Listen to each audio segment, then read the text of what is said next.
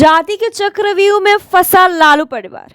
तेजस्वी यादव अब बन पाएंगे कि नहीं मुख्यमंत्री। आपको बता दें कि आरजेडी एमएलसी रामबली सिंह चंद्रवंशी ने दिया बड़ा बयान। उन्होंने कहा कि आबादी के अनुसार एक नंबर की कुर्सी मिलनी चाहिए। आरजेडी यदि पिछड़ा वर्ग है।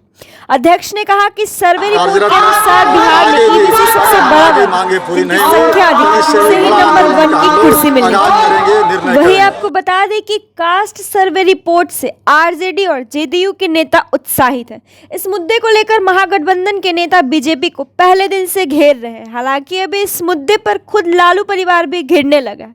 जाति गणना रिपोर्ट का इस्तेमाल आरजेडी नेता अब तेजस्वी यादव के खिलाफ करने लगे हैं।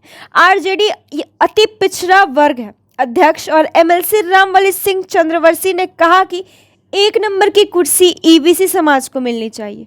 रामबली सिंह का कहना है कि आधार बनाकर दावा किया गया नंबर 1 की कुर्सी उसी मिलनी चाहिए जिसकी संख्या सबसे ज्यादा अधिक है। दरअसल सीएम इन वोटिंग माने जा रहे तेजस्वी यादव ईबीसी वर्ग से आते हैं। जाति गणना में ओबीसी की आबादी बिहार में 27.12% है। वहीं ईबीसी वर्ग की आबादी 36.1% है। आंकड़े सामने आने के बाद सबसे पहले आरजेडी प्रमुख लालू यादव ने ही कहा था कि जिसकी जितनी आबादी होगी उसकी उतनी हिस्सेदारी। अब आरजेडी एमएलसी इस बयान के आधार पर नंबर 1 की कुर्सी मांग रहे हैं। तो सबसे बड़ा सवाल ये उठता है कि अब मुख्यमंत्री नहीं बन पाएंगे क्या तेजस्वी यादव। आरजेडी एमएलसी रामबली सिंह चंद्रवंशी का अति पिछड़ा सीएम से बात करना सियासी तौर पर आरजेडी के युवराज के लिए खतरे की घंटी है।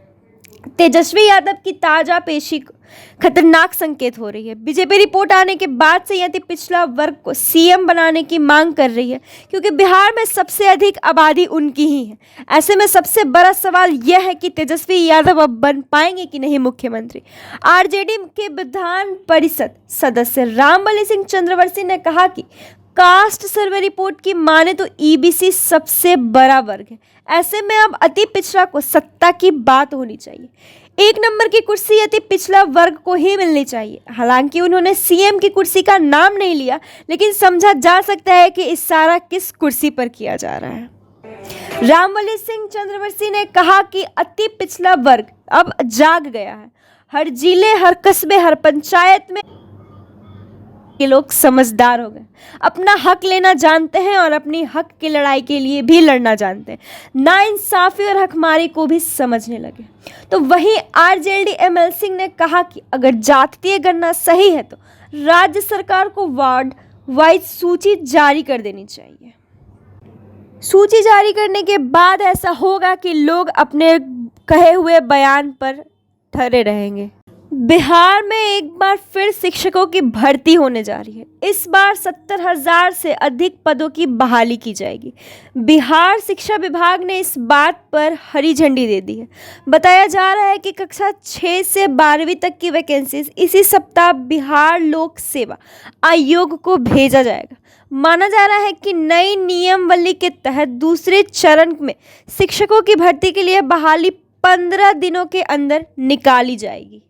तो वहीं आपको बता दें कि बिहार शिक्षा विभाग से मिली जानकारी के अनुसार जिला के आरक्षण रजिस्ट्रेशन के हिसाब से मिली रिक्ति को शिक्षा विभाग कंपाइल कर रहा है। विभाग श्रेणी और विषयवार खाली पदों को गिनती कर सामान्य विभाग के माध्यम से बीपीएससी को भेजा जाएगा। वहीं आपको बता दें कि शिक्षा विभाग के अपर मुख्य सचिव के पाठक ने एक सप्ताह पहले ही समीक्षा कर दी, खाली पदों को फाइनल कर बीपीएससी को भेजने का निर्देश दिया था।